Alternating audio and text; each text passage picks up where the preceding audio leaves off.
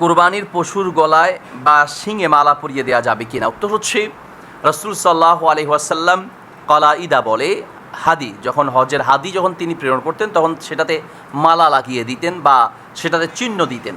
তো এটাকে কেন্দ্র করে ওলামায়ে কেরামের দুটি পক্ষ, এক পক্ষে ওলামায়ে কেরাম বলেন যে রাসূল সাল্লাল্লাহু আলাইহি ওয়াসাল্লাম যেহেতু একটু সাজিয়ে দিতেন, মালা পরাতেন, আয়েশা রাদিয়াল্লাহু তাআলা আনহা বলেন যে আমি মালা তৈরি করে দিতাম। তো এই হাদিস অনুযায়ী অনেকে বলেন যে গরু বা উট ইত্যাদিতে যদি কেউ মালা পরাতে চায়, এটা সাজানোর জন্য রাসূল সাল্লাল্লাহু আলাইহি ওয়াসাল্লাম করেছেন হিসেবে এটা করা যেতে পারে। আর কেউ বলেছেন এটা হজের জন্য খাস। সব মিলিয়ে কেউ যদি আমাদের দেশেও কোনো গরু বা এরকম কোরবানির কোনো পশু যদি সাজাতে চায়, স্বাভাবিক নর্মালভাবে সাজাতে পারে, খুব অর্থ ব্যয় করা উচিত নয়।